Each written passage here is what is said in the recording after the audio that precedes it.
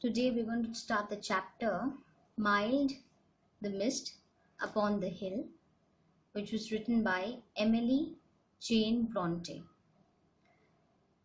We will start by talking about the poet. We need to know the poet because her background reflects on her works. So we need to know about the poet before we begin the poem. Now, Charlotte was not the only child of her parents. She had two other sisters. So the Bronte sisters, Charlotte, Emily, and Anne, were the pioneers in fiction of that aspect of the Romantic movement which concerned itself with the bearing of the human soul. Talk about one's feelings, one's emotions. So it's very personal kind of writing. Emily Bronte is in some ways the greatest of the three sisters. Her one novel, Wuthering Heights, is unique in English literature. The record of her life is extremely meager, for she was silent and reserved. Emily suffered from homesickness while she accompanied her sister to Roehead. Later, she had moved to Brussels to learn foreign languages, but always pined for home and for the wild moorlands where she had spent her childhood. So she's always homesick and she always pines for home. Okay, so we have to use these two aspects of her nature to understand the poem. Now we know about something about her. Very sketchy. I've given very sketchy description about her. Very sketchy report about her. But from that very report, we can use those two elements to understand the poem Mild Upon the Mist. Emily's reserved nature, she was very reserved, she kept to herself, and her homesickness is somewhat reflected in the poem Mild the Mist Upon the Hill. She constantly delves into the past. I've quoted from the poem here, see, "Oh, I'm gone back to the days of youth." Her narration makes one feel the way she's narrating the poem, see, "Mild the mist upon the hill, telling not of storms storms tomorrow. No, the day has wept its fill, spent its store of silent sorrow. Oh, I'm gone back to the days of you." She's narrating. So her narration makes one feel that her yearning is the cause of a deep bond with the past. She keeps on going back to her childhood days. Okay, her heightened sensibility gives her the scope to delve into the depths of time. The mild mist that we see, talk about mild the mist upon the hill, that is the mild mist that we see, it covers or shrouds.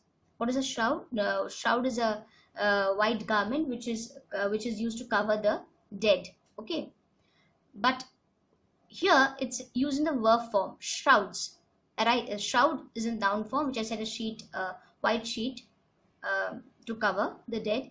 That is in the noun form. This is in the verb form, shrouds. What does it do? It conceals. Shrouds means to conceal from view. Now, what is it concealing here?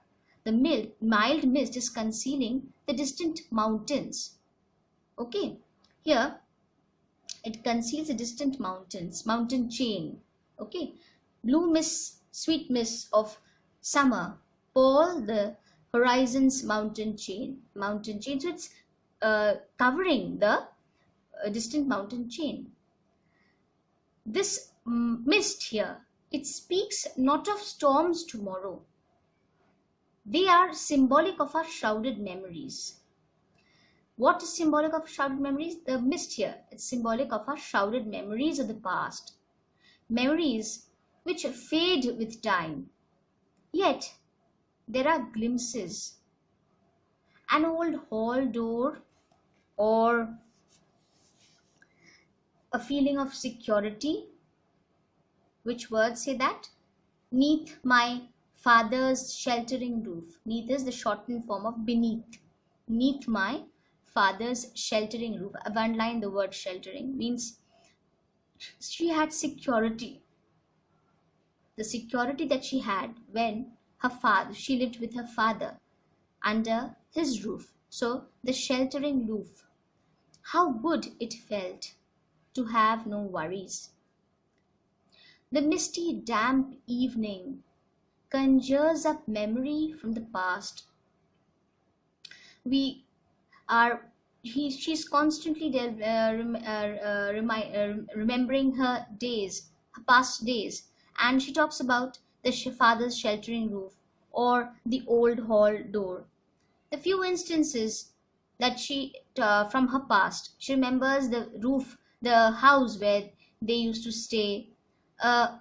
These are very glimpses into the past, which the images are blurry because the time has made us forget many things, but the attachment or the significance of that hall door or that sheltering roof talks about the security and the that she felt when she was under her father's protection, or the old hall door, that house which she was so fond of, that house where she stayed.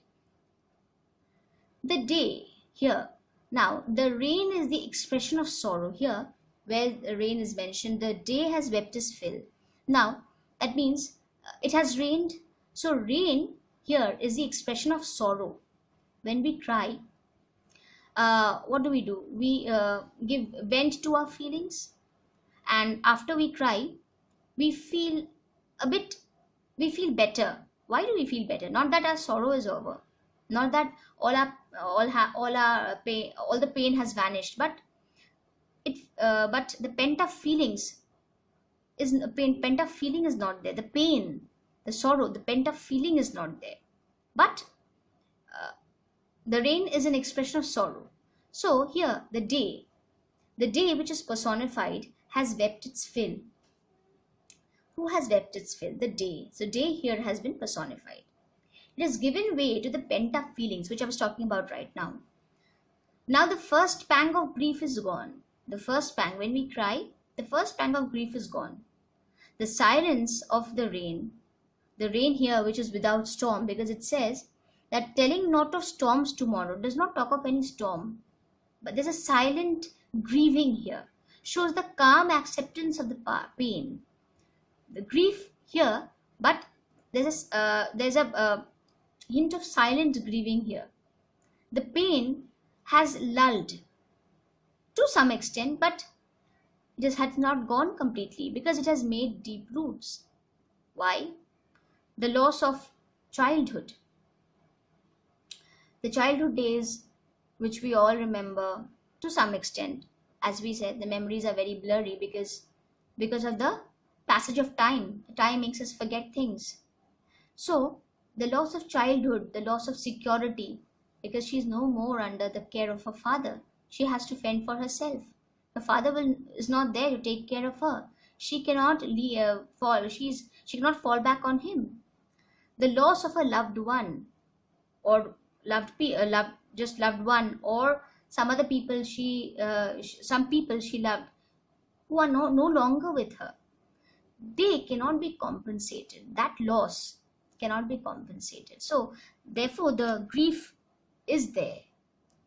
The fond memories that we have are a peek into the past. Just think about yourself. Think of just conceive that you in your childhood you spend happy occasions. Remember some instances when you were very happy, some days which are still memorable. So you might not remember every single detail of that particular day, but there are glimpses which might come back to you at some point of time, and then you feel happy. But there's also a feeling of sadness because those moments cannot be relived. The memories are there, but that happiness You cannot do it, you cannot feel it again completely, because you cannot relive that moment. The joys of childhood, that those days are past, they will never come back. So the memories that we have are just a peek into the past. They give a peek into the past, just a moment of happiness. Suppose you're sitting there and you're imagining a childhood days, a particular day where you were very happy, you went out with your friends, or you had a gala time with your family, and you remember a few instances or glimpses from that day, and it makes you feel happy, but you're also sad because that day will never come back, that those childhood days will never come back. So the feeling of joy to relive them is mixed with sorrow, that it can never be, that those days can never be relived. What's gone is gone. Time has passed. We have moved on. So these memories are the glimpses of the past. Now the author here constantly shifts from the past to the present. How do you know that? We're talking about mild the mist upon the hill, telling not of storms tomorrow. Then again she says, "Oh, I'm gone back to the days of youth. I am a child no more. Beneath my father's sheltering roof, and near the old hall door." Again she says, "I watch this cloudy evening fall." So the present and the past. Okay, she constantly shifts from the past to the present, and the present from the present to the past. And this is significant. In which way? This is significant of the turmoil that ensues within her. The feeling, she's a very sensitive kind of person, a person who usually is very reserved. They do not give vent to their feelings, they do not share their feelings. So they stack it up within themselves, which heightens their sensibility. And this is significant of the turmoil that ensues within her, that is going on within her. She watched the distant mountain chain here. I watched this cloudy evening fall after a day of rain. Blue mists, sweet mists of summer pall the horizon's mountain chain. She watched the distant mountain chain shrouded by the blue mists, that sweet mists that fall after a day of rain.